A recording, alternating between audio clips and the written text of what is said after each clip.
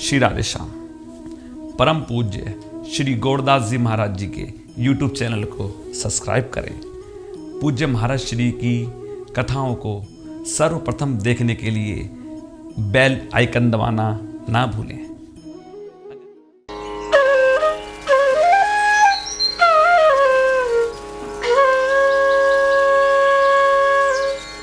108 दिवसीय दिव्य श्री भक्तमाल जी की पावन कथा का श्रवण पान कीजिए परम पूज्य श्री गौरदास जी महाराज जी की मधुरी वाणी में।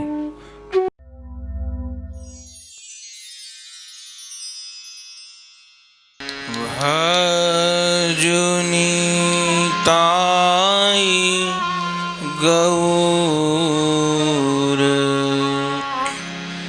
राधे श्याम जप हरे कृष्ण हरे राम भजनीताई गौर राधे श्याम जप हरे कृष्ण हरे राम भजनीताई गौर राधे श्याम भजनीताई गौर राधे श्याम जप हरे कृष्ण हरे राम जप हरे कृष्ण हरे राम भजनीताई गौर राधे श्याम भजनीताई गौर राधे श्याम जप हरे कृष्ण हरे राम जप हरे कृष्ण हरे राम भजनीताई गौर राधे श्याम भजनीताई गौर राधे श्याम जप हरे कृष्ण हरे राम जप हरे कृष्ण हरे राम भजनीताई गौर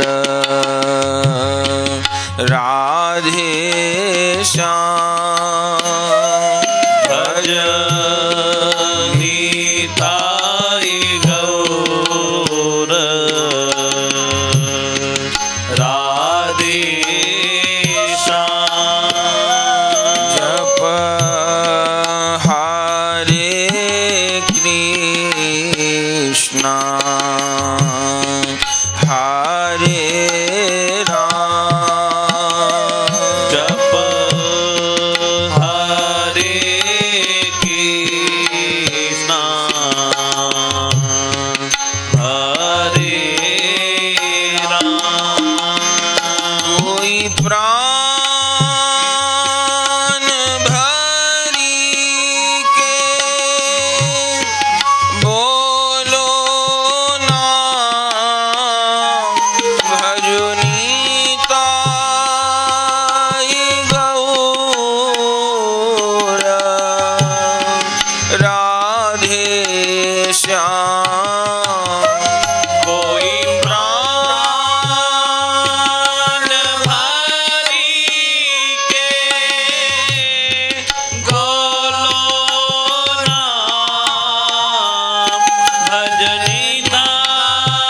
भजनीताई गौर राधे श्याम कोई भाव भरी के भजिए नाम जप हरे कृष्णा हरे राम कोई प्राण भरी के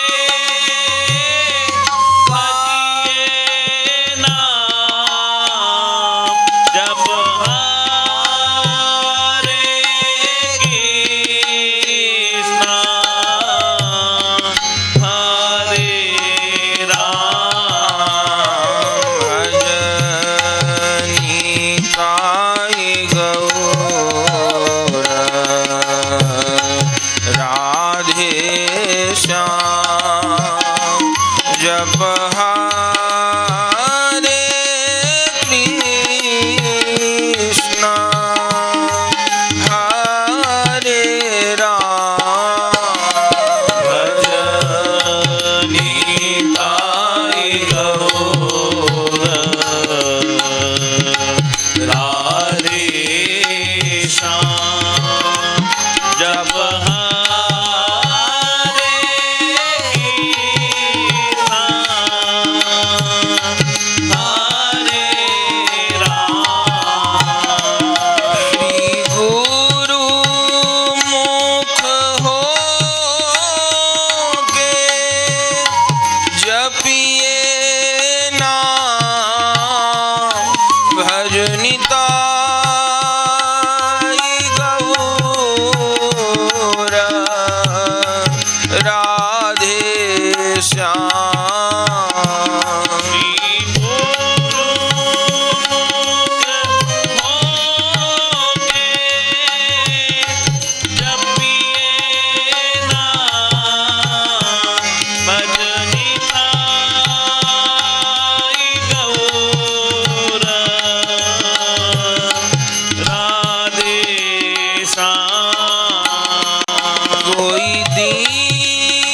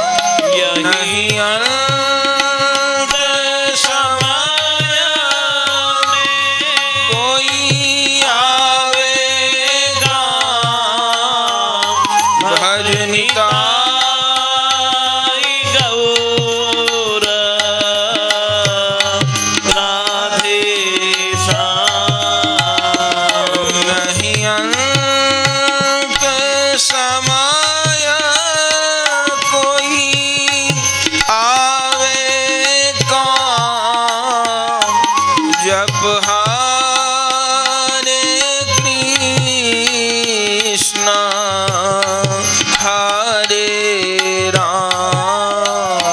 यही अंत समय में आवेगा। जप हरे कृष्णा। श्री राधे श्याम। 108 दिवसीय भक्तमाल जी की पावन कथा में आज 74वां दिवस है। कल जैसा आप सबने श्रवण किया कि हमारी वृंदावन धाम में वास करने वाली एक वैष्णव माता जी का ये 3 दिन का मनोरथ है, जिसमें 73वें दिवस से 75वें दिवस तक की आपकी सेवा है। कल भी विधिवत पूजन संपन्न हुआ और ताज खां भक्त जी का हमने चरित्र श्रवण किया। आज भी सवेरे भक्तमाल जी का पूजन, भक्तमाल जी का मूल पाठ संपन्न हुआ और आज माता जी के मनोरथ के दूसरे दिन और 108 दिवसीय भक्तमाल कथाक्रम के 74वें दिवस में श्री मदन मोहन जी के ही परम कृपा पात्र करौली में रहने वाले भक्त काले खां का चरित्र हम लोग श्रवण करेंगे। ये काले खां तो शरीर का जन्म तो मुस्लिम परिवार में हुआ ही था और उसके साथ मेहतर का कार्य करते थे। माने मदन मोहन जी के मंदिर के चारों ओर बुहारी लगाते थे, सफाई कर्मचारी थे। पर क्या कहना, ठाकुर जी की कृपा, न जाने कौन से गुण पर दयानिधि रीझ जाते हैं। यही सब संत कहते हैं, यही सदग्रंथ गाते हैं। तो ठाकुर जी काले खां पर रीझे और इतने रीझे कि आज भी मदन मोहन जी के मंदिर में संध्या आरती के बाद काले खां के कवित्व गाए जाते हैं, ताज खां का दोहा गाया जाता है। ऐसा प्रभु ने इन यवन भक्तों को अपनाया। तो आज काले खां जी के पावन चरित्र को श्रवण करेंगे। माता जी के मनोरथ का द्वितीय दिवस है। संध्या समय आप कथा श्रवण करें। प्रेम से कहिए जय जय श्री राधे श्याम। वन्देऽहं श्रीगुरो श्रीयुतपदकमलं श्रीगुरुन् वैष्णवांश्च श्रीरूपं साग्रजातं सहगण रघुनाथान्वितं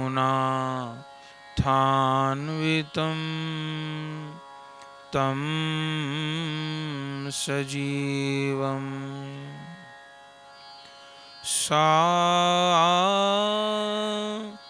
साद्वैतं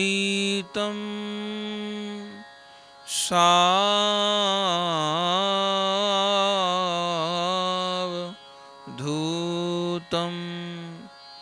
परिजनसहितं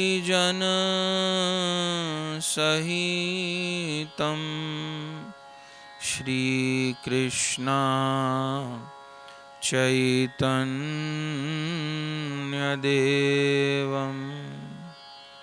श्रीराधा कृष्णपादान्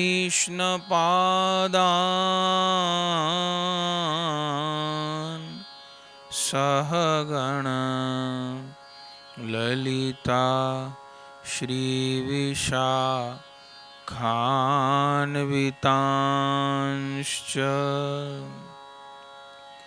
भक्त भक्ति भगवंत गुरु चतुर्नाम वपुएक तिनके पद वंदन किए नाशहि विघ्न अनेक। हरे कृष्णा कृष्णा कृष्णा हरे हरे, हरे राम राम राम हरे हरे। भजो निताई गौर राधे श्याम। जप हरे कृष्णा हरे राम। भजो निताई गौर राधे श्याम। जप हरे कृष्णा हरे राम। भज निताई गौर राधे श्याम। जप हरे कृष्णा हरे राम।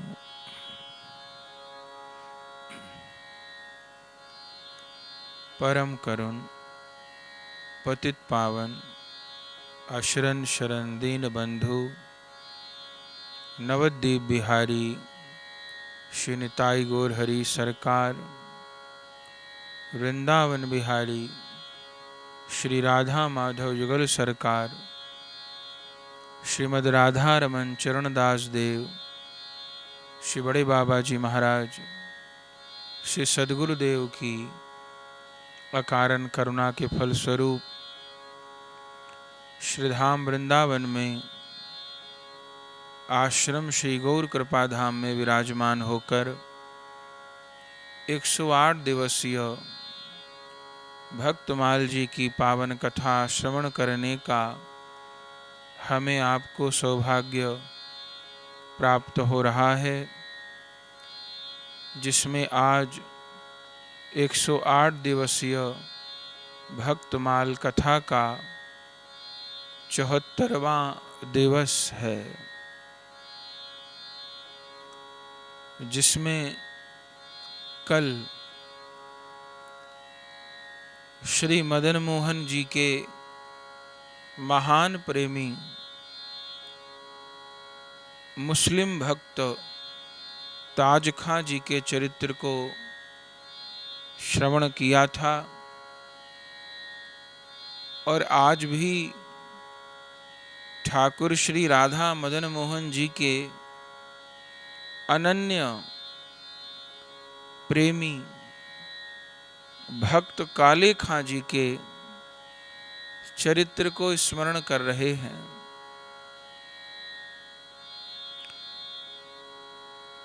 ठाकुर श्री मदन मोहन जी ने जिन भक्तों के चित्त को हरण किया, उनमें एक भक्त काले खां भी हैं, और वास्तव में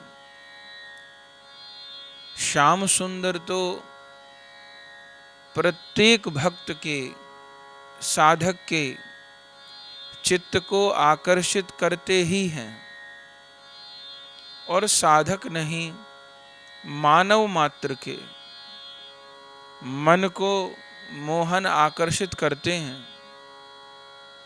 तभी तो उनका नाम मदन मोहन है, मन मोहन है। लेकिन कोई आकर्षित हो पाता है, कोई आकर्षित नहीं हो पाता। अंतर क्यों होता है? जैसे एक चुंबक हो और उसके चारों ओर बहुत सारी सुइयां हों समान दूरी पर, बीच में चुंबक है और चारों ओर गोलाकार आकृति में बहुत सारी सुइयां लगी हैं, तो चुंबक अपना आकर्षण बल, अपनी चुंबकीय शक्ति का प्रभाव हर लोहे की सुई पर दिखाएगी जब वह चुंबक है और सब समान दूरी पर सुइयां हैं। लेकिन कौन सुई चुंबक से जाकर के चिपक जाएगी जो कि आवरण रहित है। अगर किसी सुई पर जंग लगी है,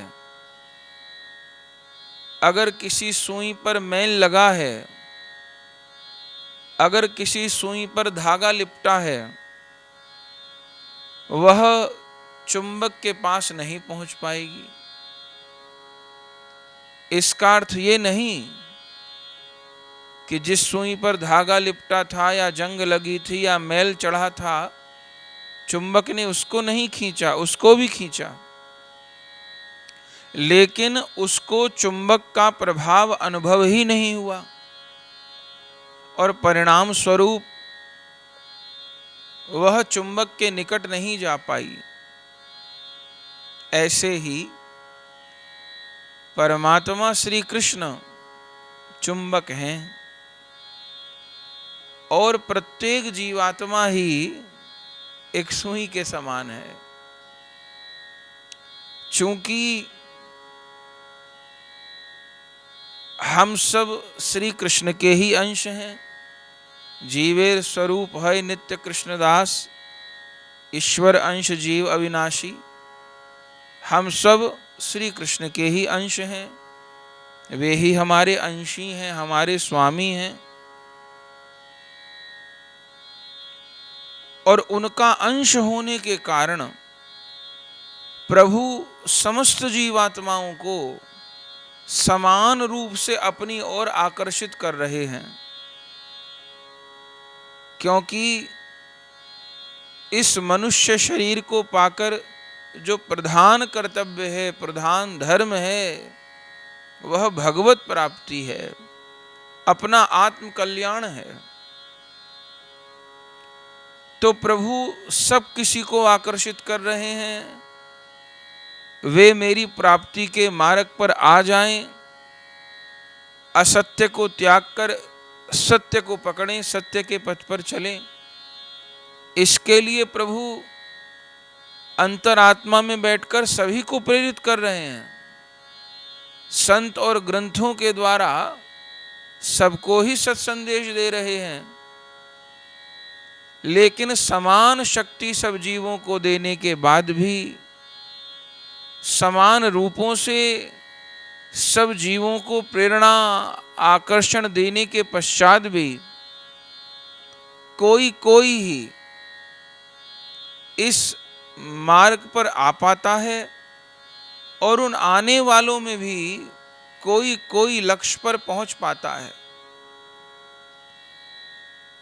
तो प्रभु का आकर्षण सब जीवों के लिए समान है, प्रभु की कृपा भी सब जीवों के लिए समान है। लेकिन जो आवरण लगे हैं, जो साथ में उपाधियां चिपकी हैं, वह उपाधि समाधि तक नहीं जाने देती और उपाधियों के बीच अटके अटके ही जिस काम के लिए ये देह मिली थी, उस काम की ही उपेक्षा हो जाती है और इस जीवन की अवधि पूरी हो जाती है, समय समाप्त हो जाता है और जिस काम के लिए देह मिली थी वो काम अधूरा रह जाता है। अनंत जन्मों में जीवों से यही भूल होती आई है। कमी प्रभु की कृपा में नहीं है, संत कृपा में नहीं है, गुरु कृपा में नहीं है,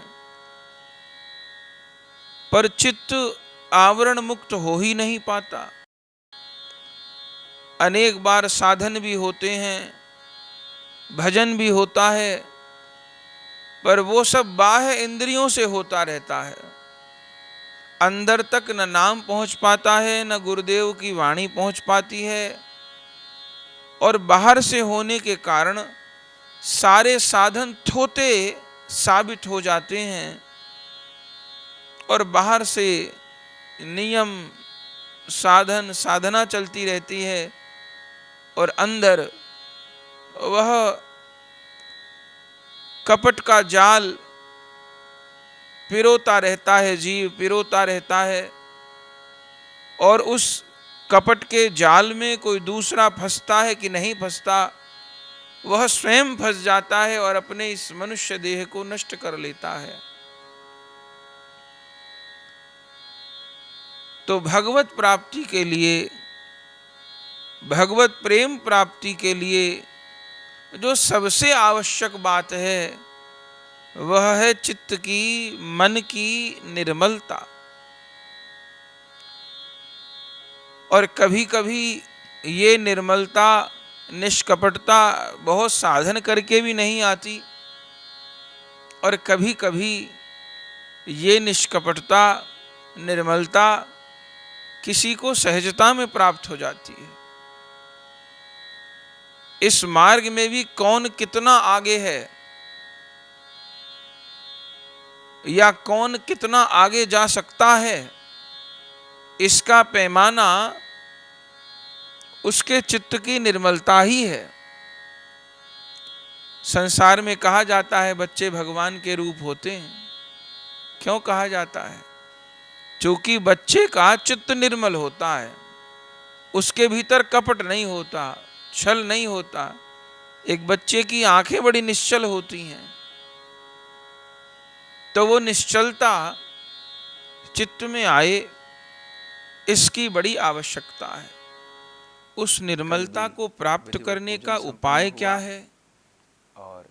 तो हमारे महाप्रभु जी कहते हैं, चेतो दर्पण मार्जनम भव महादावाग्नि निर्वापणम श्रेयः कैरव चंद्रिका वितरणम विद्यावधू जीवनम आनंदाम्बुधिवर्धनम प्रतिपदम पूर्णामृतास्वादनम सर्वात्म संपन्नम परम विजयते श्री कृष्ण संकीर्तन। श्री महाप्रभु जी का श्रीमुख निश्चित वाक्य है श्रवण करेंगे कि श्री भगवन नाम, श्री कृष्ण नाम संकीर्तन, तो मुस्लिम परिवार में हुआ श्री कृष्ण नाम जप, और उसके साथ मेहतर यही चित्त रूपी दर्पण को मार्जित करने का, साफ करने का लगाते थे, प्रबल और प्रधान उपाय है। पर क्या कहना, ठाकुर जी अनंत जन्मों में चित्त के ऊपर जो मैल जमी है, पर दयानिधि रीझ जाते उस मैल को, यही सब संत वो मैल यही सदग्रंथ काम के रूप में, क्रोध के रूप में, लोभ के मुंह में, मोह के रूप में, और सबसे अधिक अहंकार के रूप में कि आज भी चित्त के ऊपर मंदिर में चिपकी रहती है। आरती के बाद तो नाम भगवान की प्रथम कृपा है, ताज खाका चेतो दर्पण मार्जन। ऐसा प्रभु ने चित्त रूपी दर्पण का मार्जन करते हैं नाम भगवान। खाजी के पावन चरित्र को, या ये कहिए, करेंगे जब निरअपराध होकर के द्वितीय दिवस है, नाम का आश्रय होगा तो चित्त रूपी दर्पण अवश्य उज्जवल होंगे। कहिए जय जय। लेकिन नाम भी हो रहा है, 16 माला हो रही हैं, 32 माला हो रही हैं, 64 माला हो रही हैं। बहुत आनंद की बात है, अहो भाग्य है अगर नाम जब बन रहा है गुरु कृपा से। लेकिन नाम जब भी हो रहा है, कीर्तन भी हो रहा है, और प्रचुर मात्रा में नामा अपराध, वैष्णव अपराध, सेवा अपराध हो रहे हैं, तो जैसे चुंबक समान रूप से खींचती है सबको, ऐसे नाम भगवान समान रूप से सब पर कृपा करते हैं। वो नहीं देखते कि ये संत है कि असंत है, लेकिन जो वैष्णव अपराध हैं, जो नामा अपराध हैं, जो सेवा अपराध हैं, वे कृपा में बाधा बनाए रखते हैं, और बहुत चाह करके भी नाम की कृपा का अनुभव अथवा नाम की जैसी सुगंध जीवन में आनी चाहिए, बहुत चाह के भी नहीं आ पाती। और कभी ईर्ष्या, कभी द्वेष, कभी राग, कैसे न कैसे चित्त को जलाते ही रहते हैं। बाह्य परिस्थितियां तो प्रारब्ध के अनुसार जैसी रहती हैं, लेकिन भीतर नहीं संभल पाता। राग द्वेष की अग्नि में, ईर्ष्या की अग्नि में, अहंकार की अग्नि में ये दिल दिमाग जलते ही रहते हैं। तो निरपराध होकर के नाम किया जाए और उसके साथ में गुरु चरणों का आश्रय हो, सत्संग का आश्रय हो, वो भी निरपराध हो करके। जिस समय भागवत जी में हम सुनते हैं कि राजा रहुगण ने, जो कि कपिल भगवान से उपदेश लेने जा रहे थे, और रास्ते में उनको भक्तराज जड़ भरत जी मिल गए, परिचय हो गया और वे जान गए कि ये भगवत प्राप्त महापुरुष हैं। तब रहुगण जी ने जड़ भरत जी से पूछा कि भगवत प्रेम प्राप्त करने का क्या उपाय है, भगवदीय ज्ञान, अपने स्वरूप की जागृति, इनको पाने का क्या उपाय है। तो जो श्लोक, जो उपदेश जड़ भरत जी ने रहुगण राजा के प्रति कहा, वह श्लोक वैष्णवों का कंठहार है। आप सब जानते हैं जड़ भरत जी ने क्या कहा। रहुगणई तपसा नचिज्जया निरवपणाद् गृहाद्वा छन्दसा नैव जलाग्निसूर्यैर्विना महत्पादरजोभिषेकम्। जड़ भरत जी ने राजा रहुगण को कहा, हे राजा रहुगण, यह दिव्य प्रेम, यह दिव्य ज्ञान न तो तप से, न किसी व्रत अनुष्ठान से, न किसी कर्मकांड से, न जल की उपासना से, न सूर्य की उपासना से, न अन्य किसी साधन से प्राप्त होगा। तो कैसे प्राप्त होगा? बोले महत्पाद रजोभिषेकम, एकमात्र महापुरुष की चरण रज में अभिषेक करने से। बड़ा सुंदर शब्द है, महत्पाद रजोभिषेकम, महापुरुष के चरण रज में अभिषेक करने से। तो एक अर्थ तो यही है कि महापुरुष के चरण कमल का आश्रय लेने पर और विचारें तो महापुरुष की चरण रज के अभिषेक के लिए कह रहे हैं। तो एक अर्थ में अभिषेक माने तो स्नान होता है, तो चरण रज तो लगाई जाती है, स्नान कैसे होगा? स्नान के लिए तो तरल पदार्थ चाहिए ना। बोले कैसे अभिषेक होगा? बोले ऐसे होगा जब आश्रित गुरु चरणों का आश्रय लेकर के भगवत प्राप्ति जनित विरह में अश्रुपात करेगा, प्रेमाश्रु छूटेंगे आंखों से, तब वह गुरु संत भक्त चरण रज आर्द्र हो जाएगी, तरल हो जाएगी, गीली हो जाएगी। और फिर उस तरल युक्त रज से जब स्नान होगा तो जन्म जन्म के मैल दूर हो जाएंगे, जीव अपने स्वरूप में स्थित हो जाएगा। अरे उसका तो स्वरूप ही यही है कि वो श्री कृष्ण का है और श्री कृष्ण ही उसके हैं। वह तो इन आवरणों के कारण भूल गया है, लेकिन रज जैसे ही मार्जन करेगी ऐसे ही पुनः अपना स्वरूप प्रकट हो जाएगा।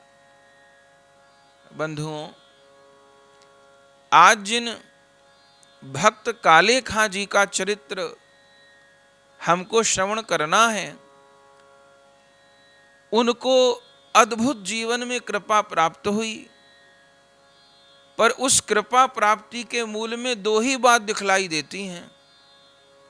पहली, उनकी जन्मजात स्वाभाविक हृदय की निर्मलता, निष्कपटता, और दूसरी बात उनके जीवन में दिखाई देती है भक्त चरण रज श्रेय।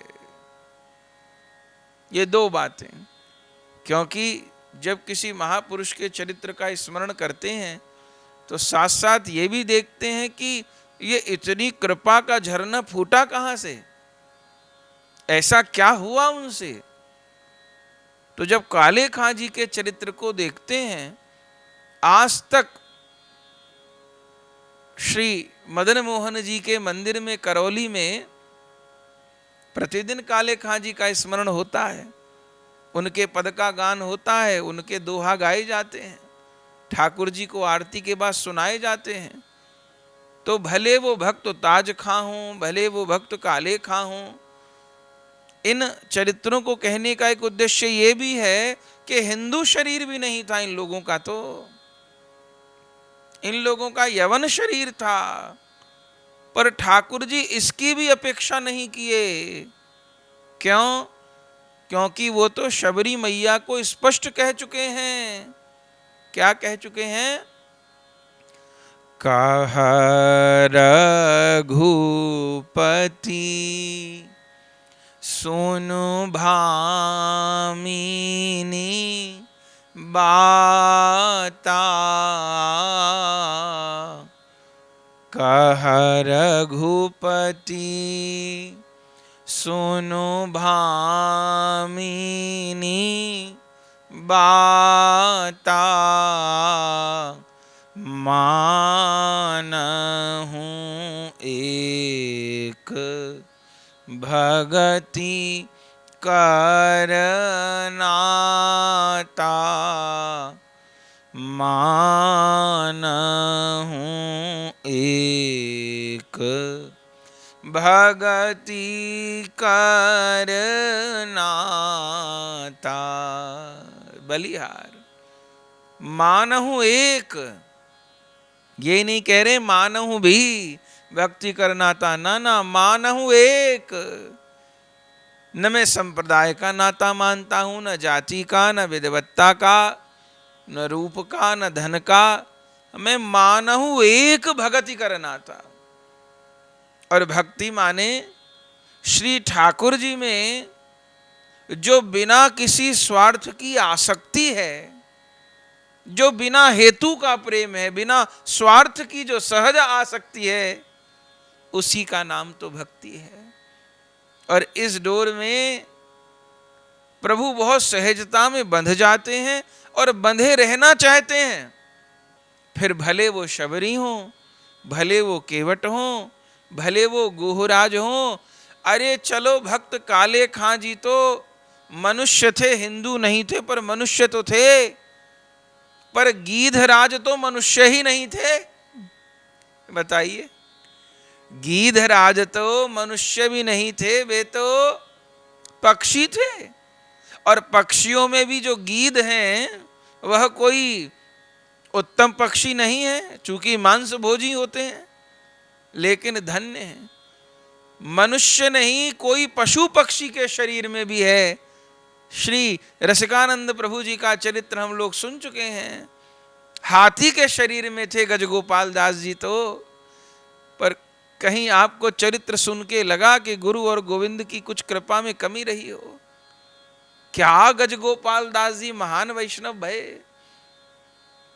गीध के शरीर में है जटायु तो, पर बलिहार जो सौभाग्य भगवान श्री राम के पिता को नहीं मिला, वो सौभाग्य श्री राम जी के कर कमल से निज कर कीन्ही राम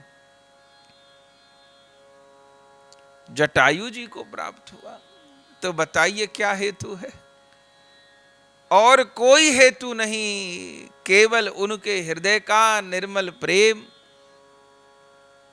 और वह निर्मल प्रेम उदय कैसे हुआ?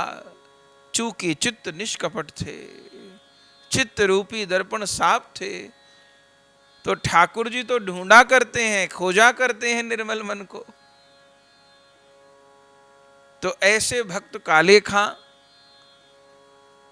जिनका बंधुओं आश्चर्य होगा, मुस्लिम शरीर तो था ही, और मुस्लिम शरीर में भी भिष्टी का काम करते थे।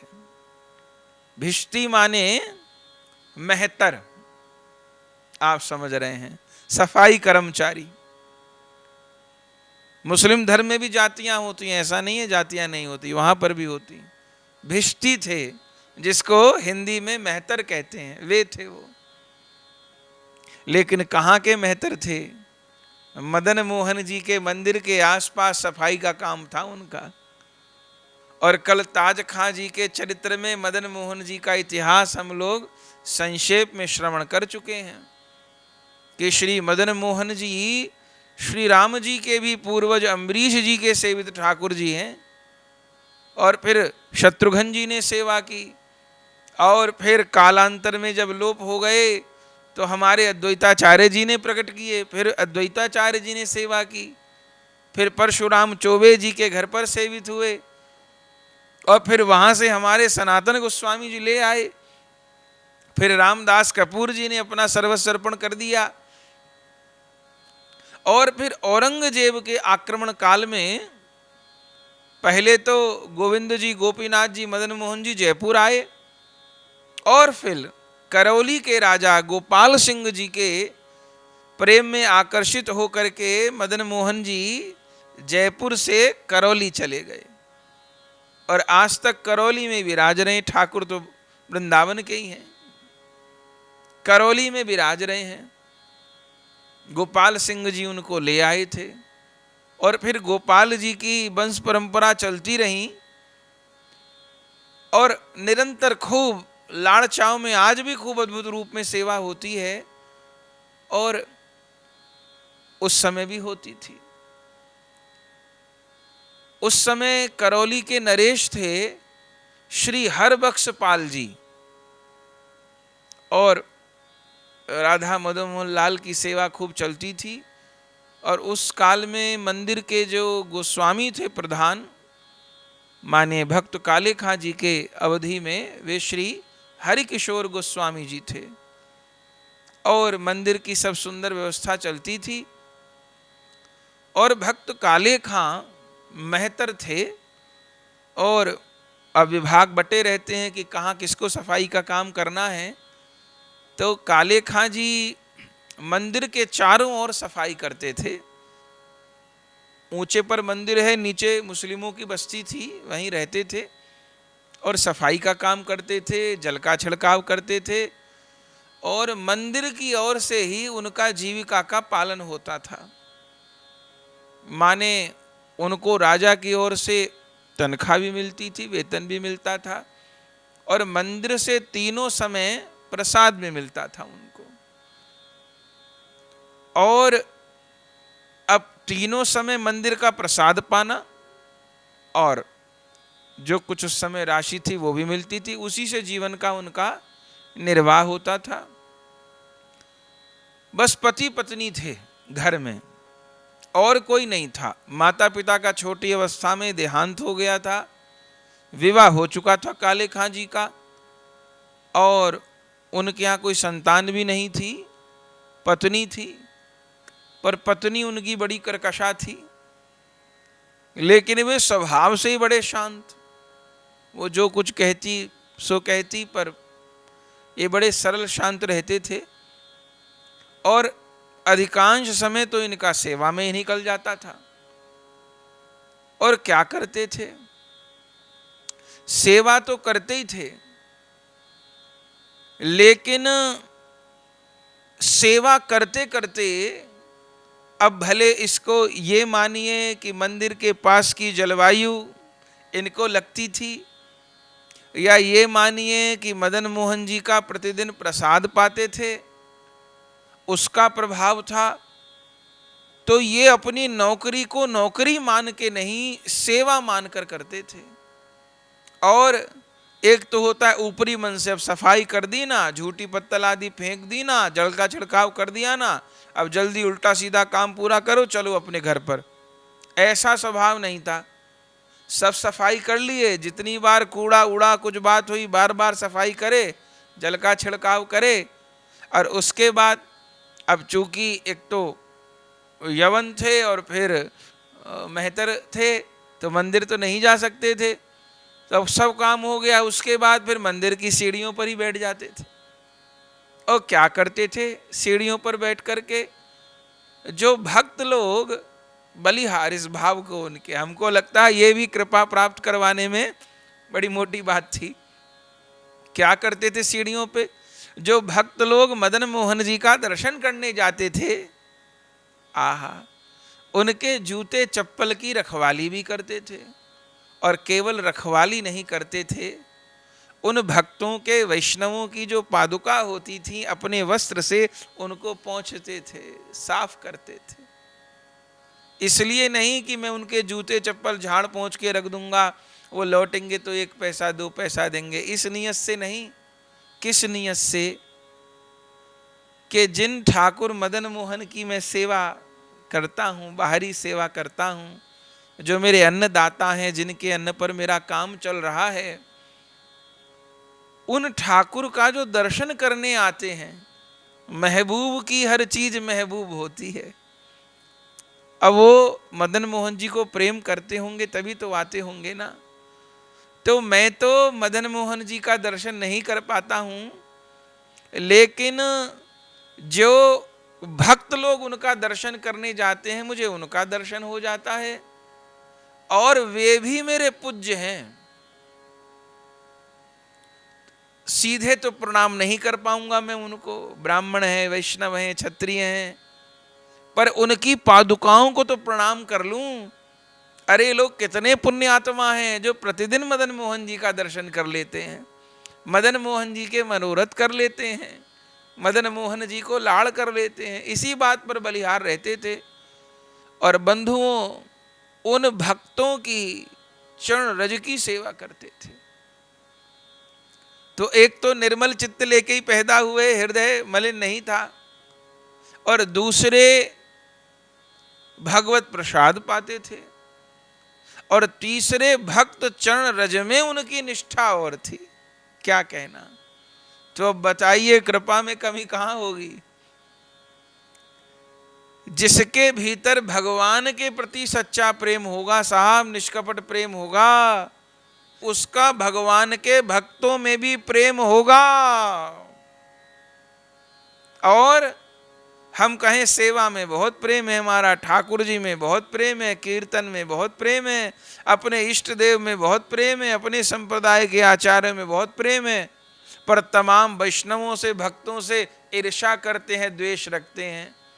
तो भैया ग्रंथ कह रहे हैं, जिसको हम इष्ट प्रेम मान रहे हैं वो केवल धोखा है, छलावा है, ढोंग है, पाखंड है। अगर अपने हृदय में इष्ट का प्रेम उदय होगा तो भगवत प्रेम तो बाद में उदय होता है साहब, पहले भक्त प्रेम उदय होता है। चूंकि भक्त कृपा के बिना, भक्त प्रेम के बिना भगवत प्रेम पैदा होगा ही नहीं। जैसे 10वीं करने के बाद 12वीं होती है, 12वीं करने के बाद 10वीं नहीं होती है, ऐसे भगवत प्रेम प्राप्ति की पूर्व भूमिका भक्त प्रेम है, भक्त चरण निष्ठा है, गुरुपद प्रेम है। आप कहीं देखिए, गोस्वामी तुलसीदास जी इतनी बड़ी रामायण जी का लेखन करने बैठे, पर सबसे पहली चौपाइयां क्या लिखी? गुरु निष्ठा की लिखी। वंदऊ गुरुपद पद्म परागा, सुरुचि सुवास सरस अनुरागा, अमिय मूरी में चूर्ण चारू, समन सकल भवरुज परिवारू। पहले खूब गुरुदेव के चरण रज की महिमा को गाए, गुरु चरणों की स्तुति किए। क्यों? क्योंकि पता है बिना भक्त चरण वंदना के, गुरु चरण वंदना के भगवत जस गाने की योग्यता प्राप्त नहीं होने वाली। अपने यहां भी मंगलाचरण होता है तो आप ध्यान देते हैं, पहला शब्द क्या होता है? वंदे हम श्री गुरु। मैं अपने गुरुदेव को प्रणाम करता हूं, पर अकेले नहीं। वंदे हम श्री गुरु गुरुन वैष्णवांश्च। गुरुदेव को प्रणाम करता हूं, गुरु परंपरा के सहित समस्त वैष्णव जनों को प्रणाम करता हूं।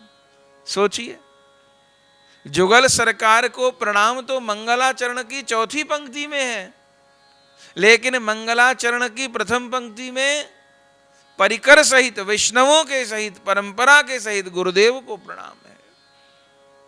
आप कहीं भी मंगलाचरण देखेंगे, पहले गुरुदेव को, आचार्य को प्रणाम है, पीछे प्रभु को प्रणाम है, क्योंकि ये योग्यता है, योग्यता ही प्राप्त नहीं होगी।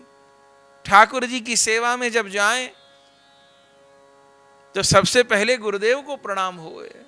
कारण क्या है कि गुरुदेव को प्रणाम करने के बाद ही तो ठाकुर जी की सेवा की योग्यता प्राप्त होगी।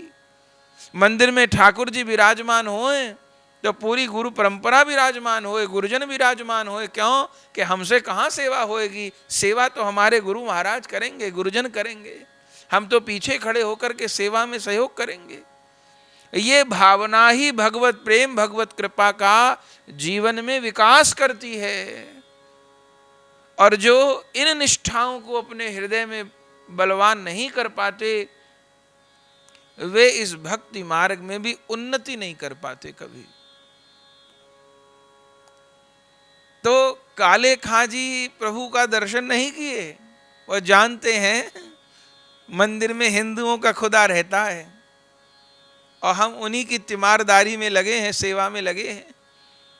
तो जो इन प्रभु का, मालिक का दर्शन करने जाते, सेवा मनोरथ करने जाते, उनकी पादुका, कैसा निर्मल भाव। और बंधुओं, मदन मोहन जी बड़े चमत्कारी ठाकुर हैं, बड़े चमत्कारी ठाकुर हैं। हमारा स्वयं का एक संस्मरण है। काफी समय हो गया, हम कुछ भक्तों के साथ मदन मोहन जी गए, करौली गए दर्शन करने के लिए। तो दोपहर में 12 बजे तक दर्शन होते हैं, पौने 12 बजे तक। तो कहीं से आ रहे थे, जयपुर जाना था, जयपुर से करौली जा रहे थे। तो बहुत कोशिश की समय पर पहुंच जाएं, पर पहुंचते पहुंचते मंदिर बंद हो चुका था, तो दर्शन नहीं हो पाए। 12 बज चुके थे, शायद 12:30 बज गए थे हमको पहुंचने में। अब बहुत आशा से गए थे पर नहीं हो पाए। जब नहीं हो पाए, जो साथी थे उनको हमने साफ कह दिया कि अब नहीं हो पाए इस समय तो कोई बात नहीं, भले कोई काम रह जाए, पर अब शाम को हम दर्शन करके चलेंगे। और पता किया मंदिर में तो बताया कि अब तो शायद 5:30 पौने 6 का समय बताया, अब तब उत्थापन होगा, गर्मी का समय है और उससे पहले तो दर्शन नहीं होगा। तो ठीक है, तब तक मंदिर में एक निवास स्थल जैसा बना था, यहीं पर पौड़ जाते हैं, बैठ जाते हैं, भजन करेंगे और फिर जब व्यवस्था होगी दर्शन की तब दर्शन करेंगे। तो रुक गए, दिन की बात है ये। इधर चूंकि सुबह से दौड़ भाग में ही थे दर्शन की, तो प्रसाद की व्यवस्था भी नहीं थी। ये सोचे हुए थे कि मदन मोहन जी का ही प्रसाद पालेंगे, लेकिन मंदिर की व्यवस्थाएं होती हैं तो जितनी पत्तल, जितना भोग सामग्री थी वो सब वितरित हो चुकी थी और मंदिर पूरा बंद हो चुका था। पर बैठने का स्थान था, तो जो कार्यालय था जहाँ प्रसाद वितरण की व्यवस्था थी, तो वहाँ पर भी एक संघ के भाई गए, पूछा तो उन्होंने कहा महाराज या तो आप लोग पहले खबर कर देते, अब तो सब वितरण हो चुका प्रसाद और अब तो नहीं है, क्षमा करें आप। हाँ, फल आदि की, मीठा प्रसाद की व्यवस्था हो सकती है और बाकी अब ठाकुर जी के राजभोग की व्यवस्था तो अब नहीं है, सब वितरण हो चुका। चलो कोई बात नहीं, तो कुछ मीठा प्रसाद जो ठाकुर जी को लगता है वो अपने पास वैसे भी था तो पालेंगे, कोई ऐसा नहीं, जल पी के संध्या को दर्शन करेंगे। तो अपने साथ 3-4 भक्त लोग थे, तो वहीं जहाँ मंदिर परिसर में ही एक स्थान था पीछे की तरफ, तो वहाँ पर चादर थी, गर्मी का समय था तो इतना नहीं, कहीं और भी ठहरने की व्यवस्था हो सकती थी, पता चला मंदिर में तो रहे। तो वहीं पर सब पौड़ गए और हम बैठे थे। लगभग 1:30 या 1:45 बजे की बात होगी। एक मैया, टोकरा उनके पास में सिर के ऊपर, और उसमें 5 पत्तल प्रसाद की, सब एक के ऊपर एक डोना सब में धरे थे टोकरे के भीतर और कपड़े से ढका हुआ, और ये खूब लंबी चौड़ी ठाड़ी मैया, और आवाज देती हुई वहां, वृंदावन से कौन आए हैं, वृंदावन से कौन आए हैं, वैष्णव लोग कौन आए हैं। तो जो साथ वाले तो तुरंत चौंक गए, क्या बात है, हम हैं। और बड़ा टोकरा उसके पास में नीचे, प्रसाद चाहिए क्या, हाँ प्रसाद चाहिए, सब तो भूखे थे ही, प्रसाद चाहिए, बोले ले। 5 लोग थे, 5 पत्तल उसने रख दी, और इतना प्रसाद था पत्तलों में कि 2 लोग पाले, एक पत्तल में इतना प्रसाद था, सबके आगे धर दी और कहा महाराज पाओ। तो सबको यही लगा कि वो कार्यालय में बोल के आए हैं, तो शायद उस समय तो उन्होंने मना कर दिया, और पीछे शायद कोई व्यवस्था हो गई हो तो इन बाई के द्वारा भिजवा दिया उन्होंने। तो उनकी कोई सेवा भी नहीं कर पाए, यही सोचा कि उन्होंने भिजवाया होगा, अभी हम दे देंगे प्रसाद की राशि, सेवा आदि कर देंगे यहाँ पर। चली गई, सब लोग भूखे थे और खूब सबने प्रेम पूर्वक बहुत दिव्य प्रसाद, लग रहा था कि बहुत ज़्यादा हम लोग नहीं पाएंगे, पर इतना दिव्य प्रसाद सब लोग खूब छक्के पा लिए, और प्रसाद पा लिए, जल पी लिए, झूठी पत्तल समेट करके अपने स्थान पर जहाँ था डाल दिए, और फिर गए तो कार्यालय उस समय बंद था, तो सोचे भी तो मंदिर बंद का समय है, अब थोड़ा सब लोग लेट जाएं और फिर शाम को मंदिर खुलेगा तब फिर सेवा कर देंगे। तो फिर विश्राम किया, बहुत सुख मिला प्रसाद पाके, और फिर 4-5 बजे जब द्वार खुल गए, दर्शन तो 5:45 बजे खुले पर मंदिर उससे पहले खुल गया, तो सब लोग हाथ मुंह धो करके और पहुँचे मंदिर में और कार्यालय में गए, और ये कहा महाराज सेवा बतलाइए। बोले जी किस चीज़ की सेवा बतलाएं। तो जो साथ वाले थे उन्होंने कहा कि वो 5 पत्तल प्रसाद आपने भेजा था, हम लोग पीछे ठहरे हैं, तो उसकी राशि हमको बताइए। तो वो जो थे कार्यालय देखने वाले, उन्होंने कहा महाराज आप लोगों को तो हमने मना कर ही दिया था कि प्रसाद नहीं है, सब कुछ बट चुका, समाप्त हो चुका, और वो मीठा प्रसाद था, फल वल था, वो आपको दे दिए थे, तो हमने तो कोई प्रसाद नहीं भिजवाया आपको। अब वो बार बार कहें साथ वाले कि नहीं 5 पत्तल थी, ऐसी मैया थी, ऐसा टोकरा था, और आज तक हमको उस माई की शक्ल ध्यान है, कैसे वो टोकरे में प्रसाद लाई थी और कैसे कह रही थी कौन वृंदावन से आए हैं, प्रसाद पालो। तो फिर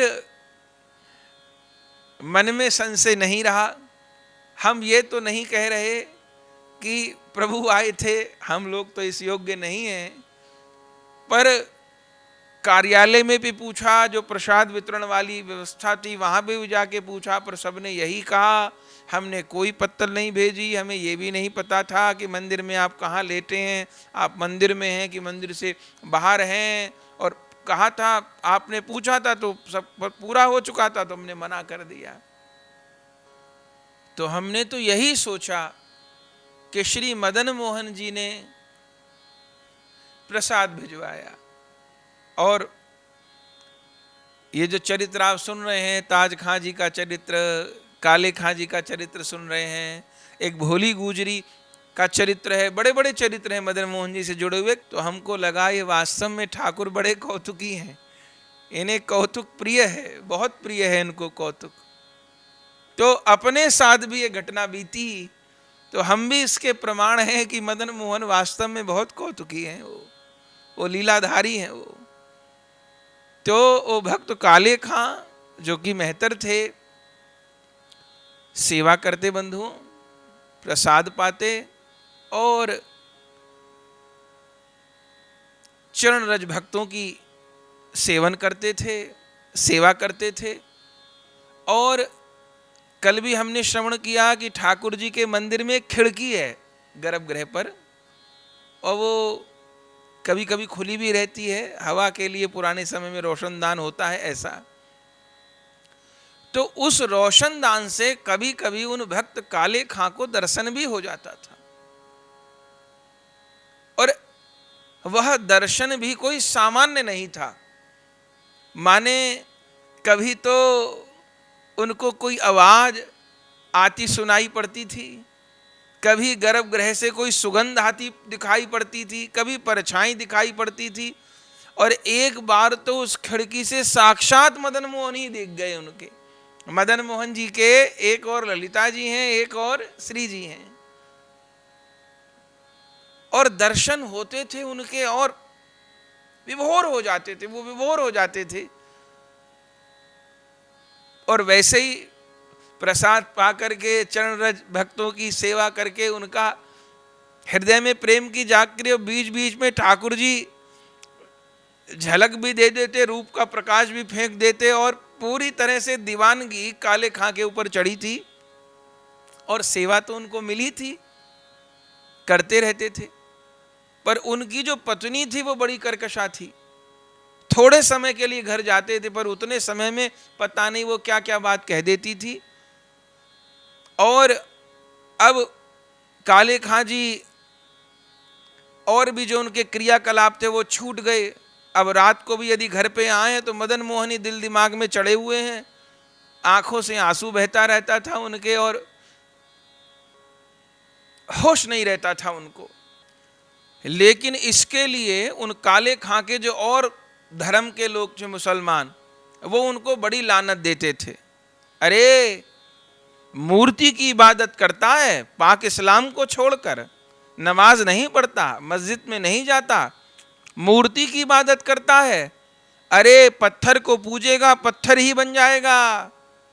क्या दिया तुझे इस पत्थर की मूरत ने? एक औलाद को तो जिंदगी भर तरसता रह गया, मेहतर का मेहतर ही रह गया झाड़ू लगाते। क्या पाया तूने जिंदगी में? अल्लाह मियाँ सब देखते हैं, और कयामत के दिन तेरा इंसाफ होगा। यदि अपने धर्म में पक्का रहता, ईमान में पक्का रहता, तुझे दौलत भी मिलती, तुझको औलाद भी मिलती। अब तू खुदा का गुनहगार है, इसलिए तू देख निसंतान रह गया, निपूता रह गया। ऐसी बातें जहां कहीं दिख जाते तो व्यंग उन पर करते थे। और केवल मिलने वाले ही नहीं करते थे, उनके धर्म के और लोग, उनकी पत्नी ऐसी बात कहती थी, वहीं पड़ा रहता है मंदिर में, काफिर हो गया है ये, एक औलाद तक तो नसीब हमको हुई नहीं है, और कितनी अभाव में जीवन गुजरता है। क्या देते हैं मंदिर वाले? कुछ तनख्वाह दे देते हैं, कुछ प्रसाद दे देते हैं, इसमें क्या काम चलता है? ऐसा बोलते। तो रात दिन ताने उनको पड़ते थे, पर वो सहते थे। लेकिन उनको कोई कुछ भी कहे तो कोई बात नहीं, पर ठाकुर जी की जो निंदा करते थे ना, वो मदन मोहन जी को कहते थे पूर्ति, पत्थर की मूर्ति, पत्थर की मूर्ति, तो उनके लिए बड़ी पीड़ा हो जाती थी। वो मदन मोहन जी के लिए कुछ नहीं सुन सकते थे, पर इतना कोमल स्वभाव था कि जीवन में किसी का प्रतिकार ही उन्होंने नहीं किया था। किसी से लड़ना, झगड़ना, बहस करना, विवाद करना, ये सब उनसे नहीं होता था। तो बेचारे बहुत मन में दुख पाते थे, पर करें क्या। एक बार वही बुहारी लगा रहे थे, और झरोके तरफ तो देखते ही रहते थे, कभी ठाकुर जी की परछाई दिख जाए, कभी ठाकुर जी को जैसे झांकी परिवर्तित होती थी तब दर्शन हो जाता था, तो झांकते रहते थे। एक बार पुनः उनको ठाकुर जी की एक झलक मिली वहीं पर। अब झलक मिलते ही तो वो पागल हो जाते थे, विभोर हो जाते थे। लेकिन उसी दिन सवेरे समाज के लोगों ने, घर के लोगों ने बहुत ताना दिया था। तो ठाकुर जी को उस दिन प्रार्थना किए वहीं झरोके के पास खड़े होकर के, और प्रभु को कहा, हे प्रभु, मैं तुम्हारा मेहतर हूं, मेहतर ही बने रहना चाहता हूं, मुझे तो तुम्हारे दरवाजे की ही खवासी चाहिए और कुछ चाहिए नहीं। मुझे बेटा बेटी की भी तमन्ना नहीं है, न हो कोई बात नहीं, नहीं चाहिए औलाद, न हो, पर प्रभु आपके नाम पर आँच ना आए। कुछ ऐसा कर दीजिए कि या तो मेरे ही प्राण न रहें, और या फिर इन लोगों का बोलना बंद हो जाए। ये बार बार तू मंदिर पड़ा रहता है, क्या सफाई करने से मिला, क्या ये करने से मिला, जो मुंह में आते हैं बोलते हैं, पर जो आपकी निंदा में सुन रहा हूं वो मेरे लिए बहुत असह्य है, सहन नहीं होता। तो हे प्रभु, मैं ये नहीं कहता मुझको ये चाहिए, मुझको नाम चाहिए, कि मुझको दाम चाहिए, कि मुझे संतान चाहिए, ये नहीं, पर आपके नाम की, आपकी महिमा के, आपके स्वरूप की हानि ना हो प्रभु। ऐसा उन्होंने रोकर निवेदन किया। और आज जीवन में पहली बार भक्त काले खां ने कुछ कहा तो ठाकुर जी नहीं मानते, हृदय द्रवीभूत हो गया। और कुछ ही दिन बाद उस काले खां की पत्नी गर्भवती हो गई, और थोड़े समय बाद जन्म भी हो गया, बेटे का जन्म हो गया।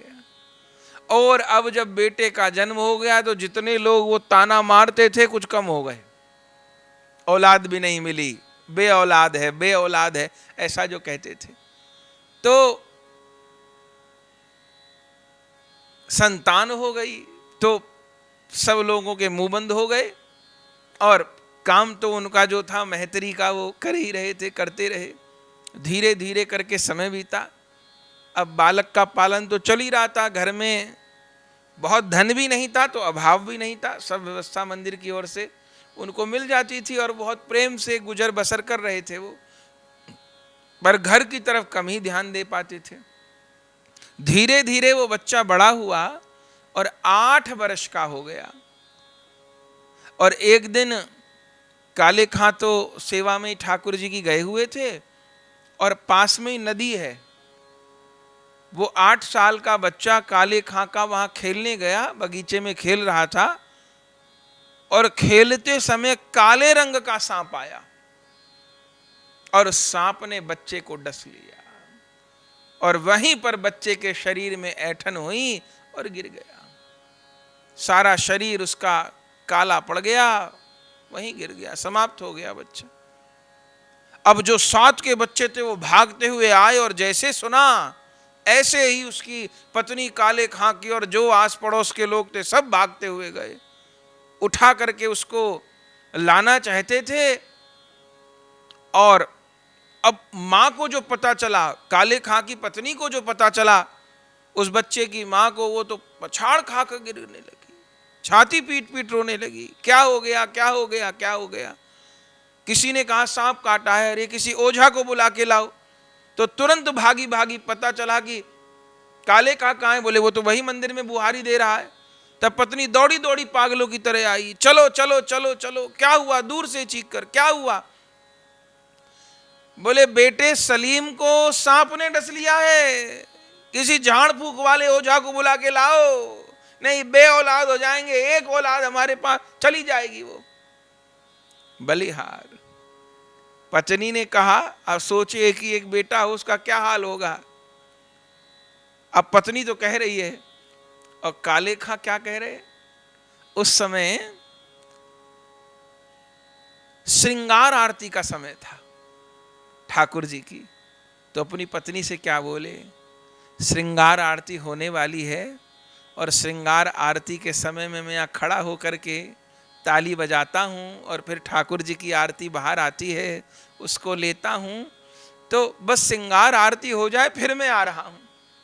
वो कहती है, मूर्ख पागल, मैं क्या कह रही हूँ, हमारे इकलौते बेटे को सांप ने डस लिया है, और तुझको आरती और भोग और दर्शन की पड़ रही है। लेकिन काले खां ने कहा, तुम जाओ, मैं आ रहा हूं, बस अभी आरती पूरी हो जाएगी मैं आऊंगा। लेकिन पत्नी कहां मानने वाली थी, बार बार पत्नी कह रही है चलो चलो चलो। लेकिन इतनी देर में तो ठाकुर जी की आरती शुरू हो गई। घर से भीतर से घंटे की झांझ करताल की आवाज आ रही है, और झरोके से में दर्शन करते थे तो आरती होती थी तो ठाकुर जी की परछाई दिखती थी उनको। तो उसका दर्शन कर रहे थे। अब वो बार बार, वो तो दर्शन करते ही मगन हो जाते थे, बेसुध हो जाते थे। पत्नी बार बार कह रही है पर वो कुछ जवाब ही नहीं दे। तब तो और उनकी पत्नी को क्रोध आया, अरे काफिर, लगता है पत्थर को पूजते पूजते तू भी पत्थर हो गया है, बुत को पूजते पूजते तू भी बुत हो गया है, जा मर कहीं जा करके। ऐसा कह करके चली वहां से भाग करके आई, और जहां उसको कोई ओझा मिले उनको लेकर के आई, और भी उसके धर्म के और लोग इकट्ठे हो गए चारों ओर। और जब उन्होंने देखा तो काले खां की पत्नी को बोला कि अब इसमें कुछ नहीं बचा हुआ, और सांस टूट चुकी है, दम निकल चुका है, छोड़ो सब बात, आशा ही नहीं रही। और जब उसको ले जाने की व्यवस्था होने लग गई, लोगों ने उसकी पत्नी को संभाला और कहा कि अब समय मत जाया करो, अब बस बच्चे को दफन करने की तैयारी करो, कुछ नहीं है इसमें। इधर सब आरती आदि पूरी हुई, और तब काले खां जी वहां पहुंचे जहां बच्चे का शरीर पड़ा हुआ था, और देखे तो चारों ओर भीड़ लगी हुई है, और उसकी मां बिलक बिलक कर रो रही है, और लोग खड़े हैं। अब जैसे पहुंचे काले खां तो फिर और सब समाज के लोग उस पर टूट पड़े, आ गया काफिर, वहीं चला जा, बहुत ठाकुर जी वाला बनता है, अपने पाक इस्लाम धर्म को छोड़ करके बुत परस्ती करता है, देख लिया परिणाम क्या फल हुआ। वहां आरती देख रहा था, यहां तेरा बेटा मर गया। इतनी देर में उनकी जो पत्नी थी उसको होश आ गया, और जो देखा काले खां को बरस पड़ी, रो भी रही है बरस भी रही है। अरे काफिर, कहता था ठाकुर ने दिया था, ठाकुर ने ले लिया, अब ले जा इसको, वहीं दरवाजे पे डाल दे, उस बुत के, उस मूर्ति के, बहुत ठाकुर जी वाला बनता है, कहता है हिंदुओं का खुदा है, ले जा इसको। और ये कहते कहते फिर वो मूर्छित हो गए। बाकी जो लोग थे वो भी ताने मारने लगे, बहुत ठाकुर जी वाला बनता है, तो जिला दे अब तेरा ठाकुर इसको, क्या करेगा, अब जिला देगा तेरा ठाकुर इसको। तब कुछ लोगों ने कहा, अरे भैया अब क्या होगा शोर मचाने से, इसको गाली देने से, इसने जो अल्लाह की इबादत नहीं की, मुसलमान होकर नमाज नहीं पढ़ी, उसी की आज सजा इसको मिली है, जो फिर से इसकी गोद उजड़ गई, एक ही बच्चा मौत के मुंह में समा गया। बहुत लोग ताना मारने लगे, पर कोई बात नहीं। भक्त काले खां इतनी बात पर भी प्रतिवाद नहीं कर रहे थे, अभी भी उन्होंने किसी को उत्तर नहीं दिया। पर फिर जब वो सब लोग मदन मोहन जी के लिए ऐसा कहने लगे, अब काले खां की आंसू टपकने लगे आंखों से, और बच्चे का शरीर छूट गया, बेटा मर गया, इस चीज के लिए आंसू नहीं गिर रहे हैं। किस लिए? कि ये सब विधर्मी लोग मदन मोहन जी के लिए कटाक्ष कर रहे हैं, मेरे ठाकुर के लिए कटाक्ष कर रहे हैं। आंखों में आंसू भर गए, और वहीं से मंदिर की ओर मुख करके, झरोके की ओर मुख करके हाथ जोड़ निवेदन किए, हे प्रभु, ये सब लोग मुझे लानत दे रहे हैं, अच्छा तो यही होगा कि तुम मुझको इस दुनिया से उठा लो, मुझे इस संसार में नहीं रहना, क्योंकि मैं तुम्हारे अपयश का कारण बना हुआ हूं। तुम्हारे भक्त तो तुम्हारे यश को बढ़ाते हैं, तुम्हारा प्रचार करते हैं, नाम का प्रचार करते हैं, तुम्हारा यश गान करते हैं, पर मैं एक ऐसा पापी हूं काले खां जो तुम्हारे अपयश का कारण बना हुआ हूं। हे गोविंद, मुझे ना बेटे से मोहब्बत है, ना घर से, ना प्रतिष्ठा से, ना किसी चीज से, पर हे प्रभु, तुम्हारे लिए कोई कुछ कटु वचन कहता है तो मुझसे नहीं रहा जाता है। हे गोविंद, तुम तो सर्व समर्थ हो, अब दो में से एक काम करो, या तो इस बच्चे को जिला दो, और या मुझे भी अपने पास बुला लो। और ये कह करके उस काले खां के मुख से बंधुओं स्तुति फूटी। वर्णन है, उस समय 108 कवित्व, 108 पद माने जो मेहतर था, बिना पढ़ा लिखा था, कोई कविता नहीं जानता था, लेकिन आप अनुभव करेंगे तो भक्ति काव्य की जननी है। जब हृदय में भक्ति उदय होती है ना, तो कवित्व शक्ति भी पैदा हो जाती है। उस समय काले खां ने 108 कवित्व गाए, 108 कवित्वों में भगवान को पुकारा। उसमें ये आखिर का कवित्व है जो बड़ा प्रसिद्ध है भक्त समाज में, आज भी मदन मोहन जी को सुनाया जाता है। क्या कहा भक्त काले खां ने? मुशफ़क़ शफीक रफीक दिल दोस्त मेरे, मुशफ़क़ शफीक रफीक दिल दोस्त मेरे, मेरे नजदीकी हकीकी ख्याल कीजिए, मेहरबान कदरदान आला तू जहान बीच, मुझसे गरीबों का गुनाह माफ कीजिए। कारे बेकरार खड़ा तेरे दरबार बीच, कारे बेकरार खड़ा तेरे दरबार बीच, नंद के कुमार जरा गौर अब कीजिए। और आखिर में क्या बोले? इतनी बात पे तो ठाकुर जी ओझा बन गए। क्या बोले? बोले हिंदुओं के नाथ तो हमारा कुछ दावा नहीं, यदि हिंदुओं के नाथ तो हमारा कुछ दावा नहीं, यदि जगत के हो नाथ तो हमारी सुध लीजिए, यदि जगत के हो नाथ तो हमारी सुध लीजिए, नंद के कुमार जरा गौर इधर कीजिए।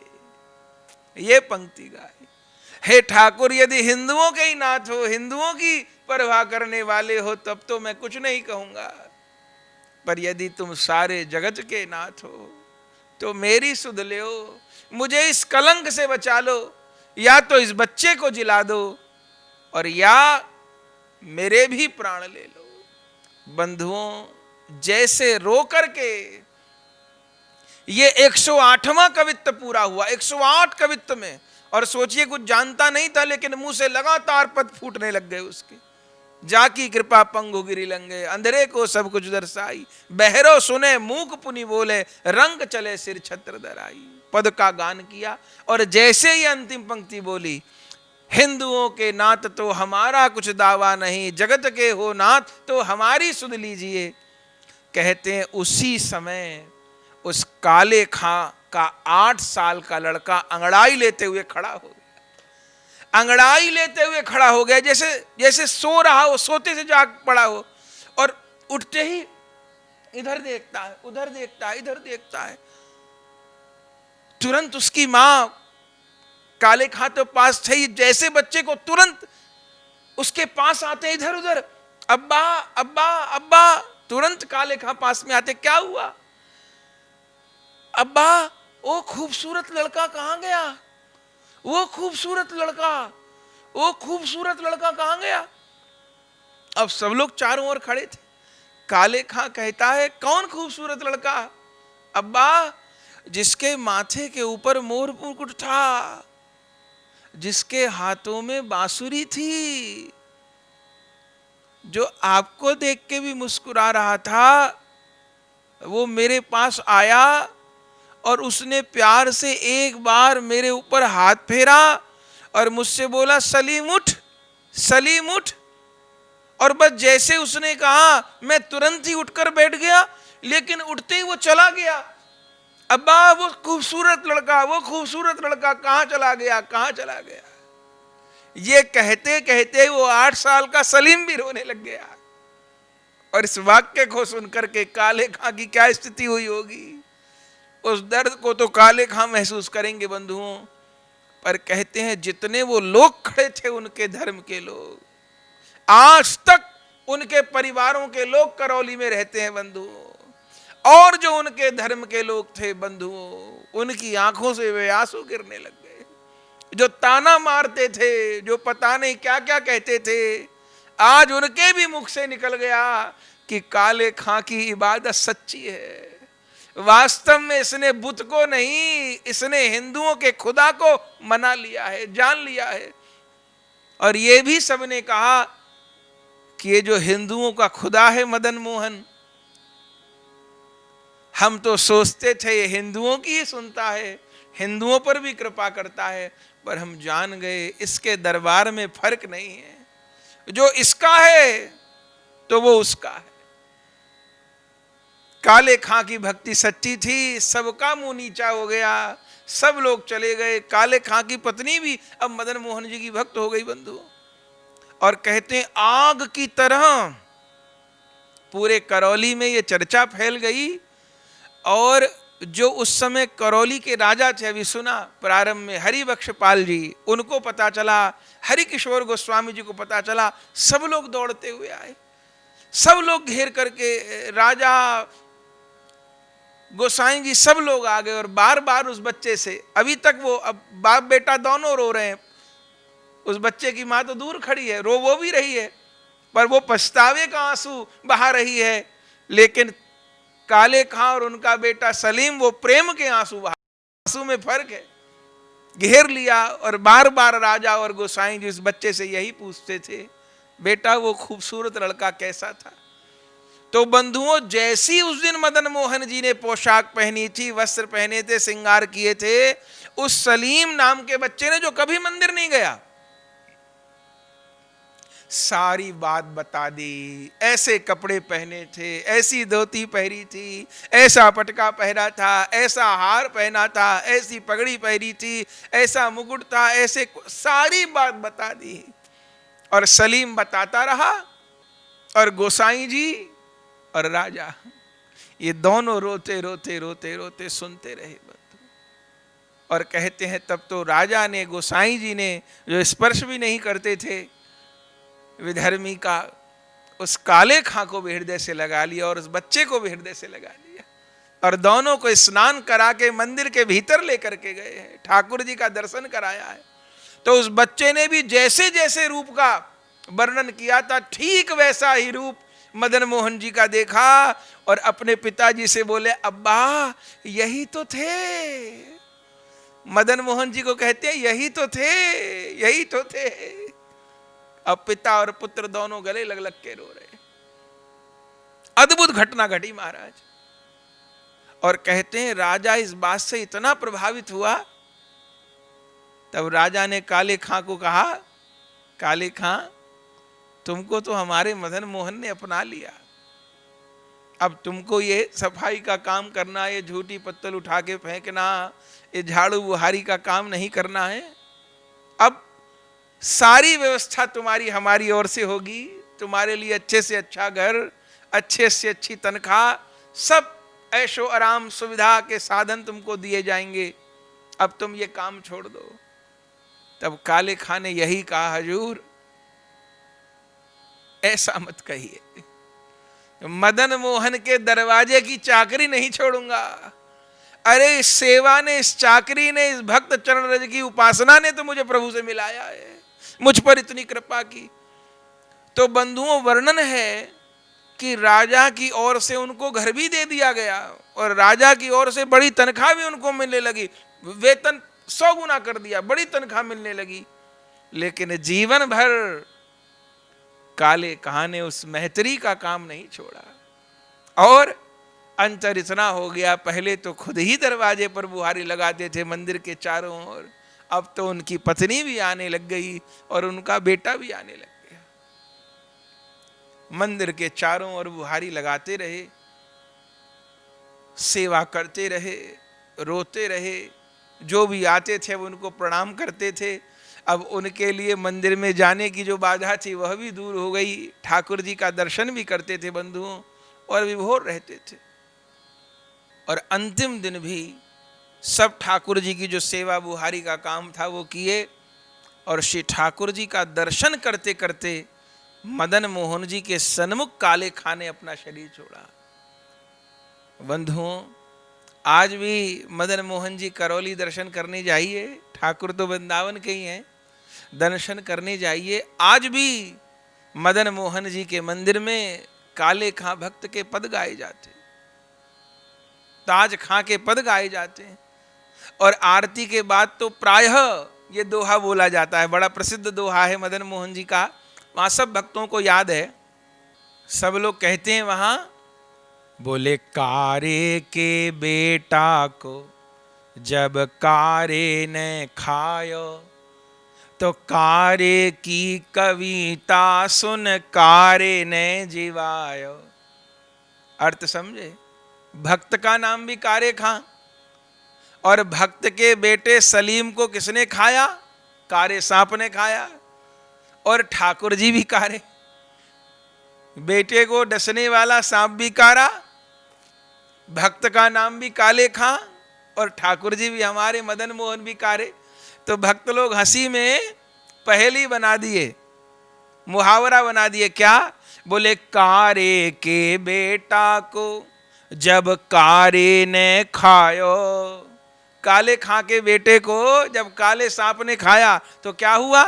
बोले कारे के बेटा को जब कारे ने खायो, तो कारे की कविता सुन कारे ने जीवायो। कारे ठाकुर जी ने तब कारे खां की कविता सुन करके जीवा दिया उसको। आज भी ये भक्त लोग अमर हो गए बंधुओं। मदन मोहन जी के बड़े बड़े प्यारे भक्त हुए, बड़े बड़े प्यारे भक्त हुए। ठाकुर जी जिनको प्रत्यक्ष किए। एक भोली गुजरी नाम की दूध देने वाली थी, दूध ठाकुर जी के लिए लेके आती थी। एक ही गाय थी उस भोली गुजरी के यहाँ पर, और बाकी तो वो दूध बेचने का काम करती थी। लेकिन मदन मोहन जी में बहुत प्रेम रखती थी, तो मदन मोहन जी को अपनी ओर से वो प्रतिदिन दूध देती थी भोग के लिए, और लेती कुछ नहीं थी, अपनी ओर से देती थी। लेकिन बेचारी गरीब थी, तो जब दूध लेके घर से चलती थी तो रास्ते में नदी पड़ती थी, तो दूध की मटकी में थोड़ा पानी मिला लेती थी, क्योंकि एक ही गाय थी, मुश्किल से गुजारा होता था। तो आधा दूध तो ठाकुर जी की सेवा में देती थी, आधा से काम चलाती थी, थोड़ा पानी मिला लेती थी दूध में, सेवा चलती थी, कोई बात नहीं। एक बार जब नदी का पानी मिलाया उसने दूध में, वो देख नहीं पाई, एक छोटी सी मछली दूध में गिर गई।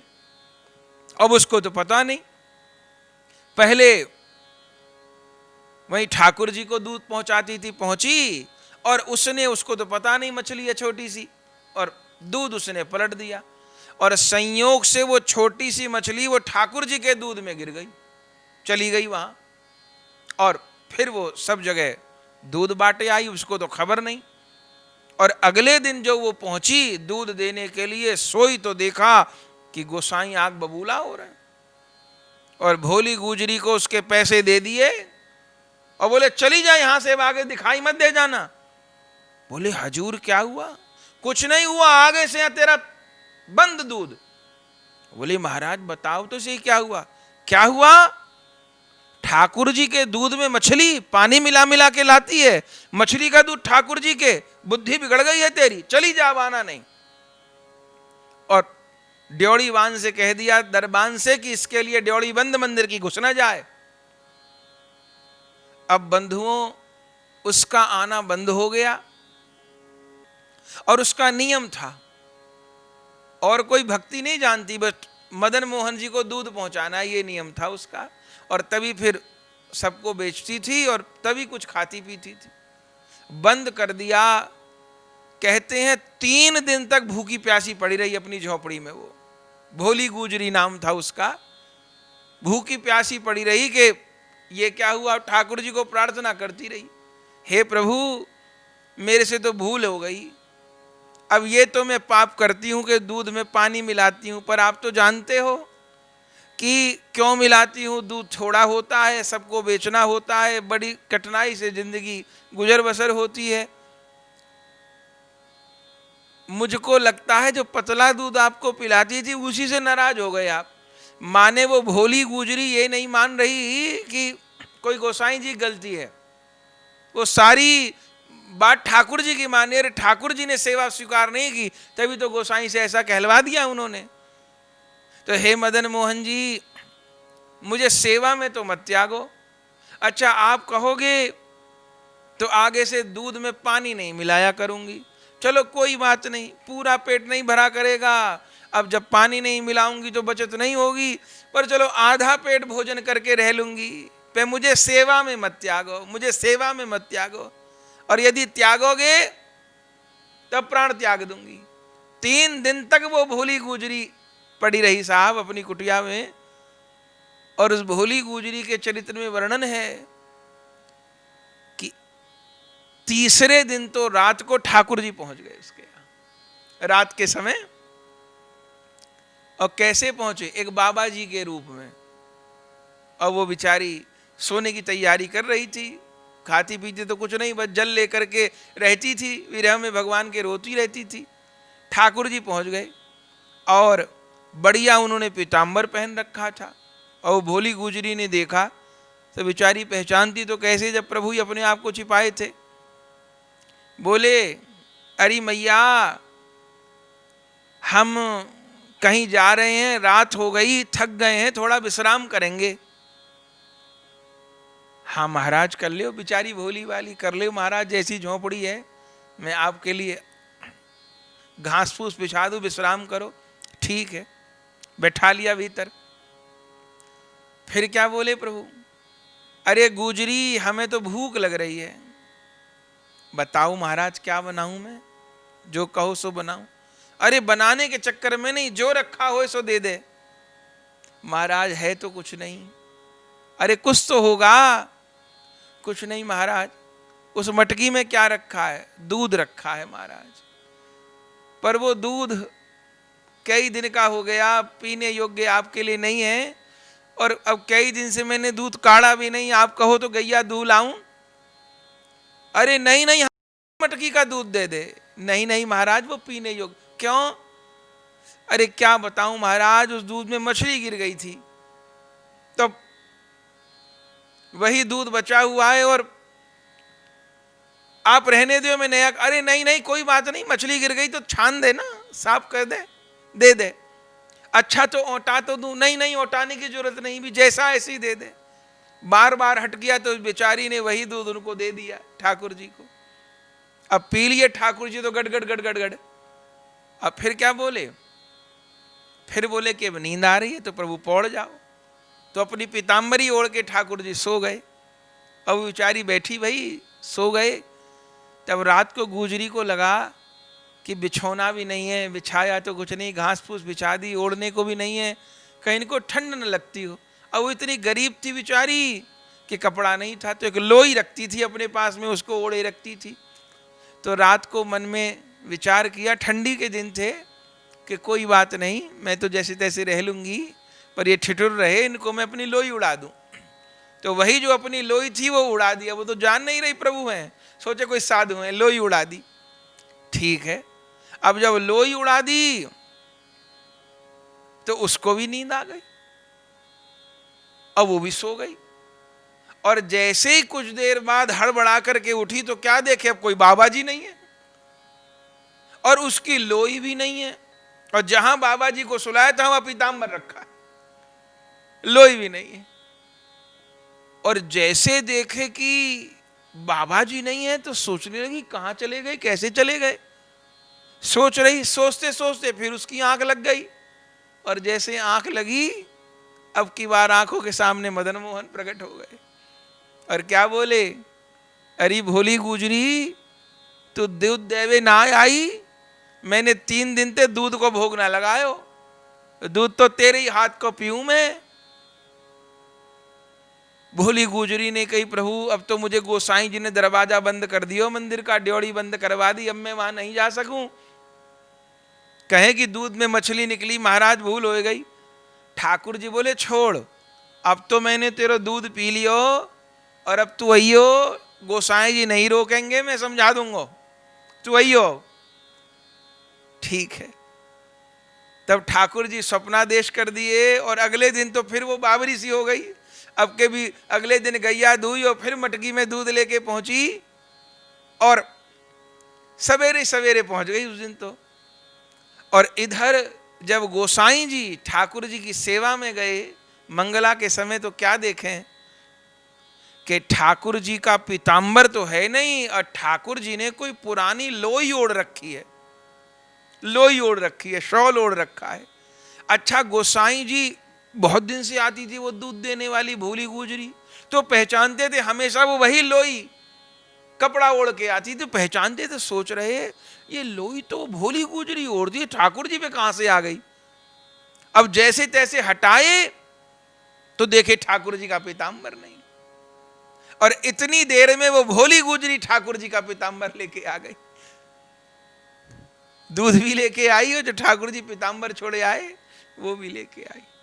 और जो देखे मंदिर में अपनी उस गुदरी को, उस लोई को, और जो गोसाई जी देखे उस दूध वाली को, भोली गुजरी को, ठाकुर जी का पीतांबर लिए, तो ठाकुर जी संकेत भी कर दिए और अब संशय की संभावना नहीं रही, वे जान गए और भोली गुजरी को आके प्रणाम किया और कहा धन्य है तू, जैसे ठाकुर जी ब्रज गोपियों के माखन के दूध के दही के दीवाने हो गए, बलिहार है तू कलयुग की भोली गुजरी, हमारे मदन मोहन तेरे दूध के ऐसे दीवाने हैं, तेरे घर दूध पीने पहुंच गए और पीतांबरी छोड़े आए, तेरी लोई ले आए।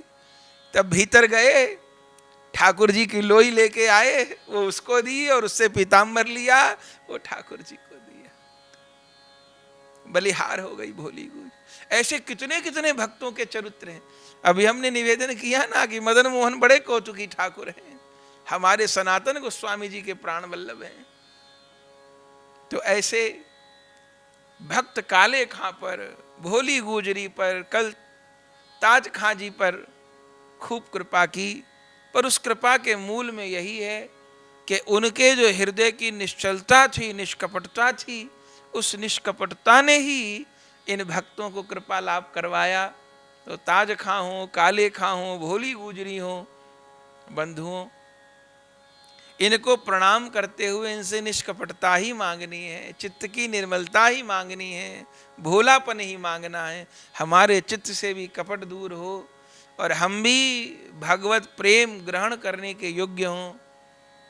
और कभी ठाकुर हमारे साथ भी तो कोई लीला करें, कोई संकेत करें, तो हमको भी और भजन का आधार मिले, बल आए।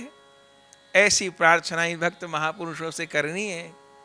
आज इन्हीं भक्त काले खां के चरित्र के साथ में विश्राम देते हैं और कल पुनः फिर आगे किसी प्रेम दीवाने की चर्चा को सुनेंगे।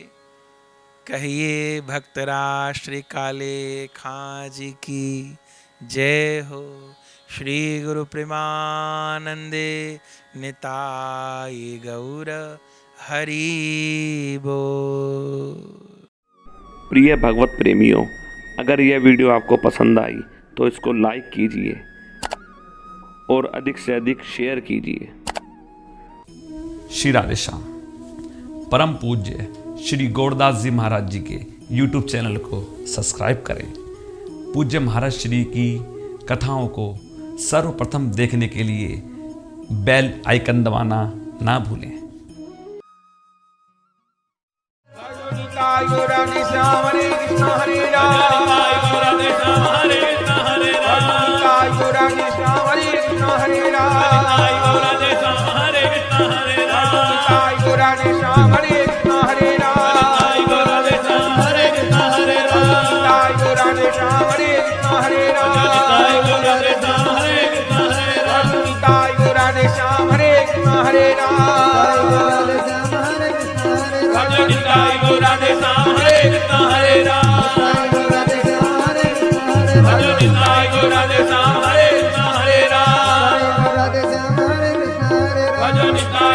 Radhe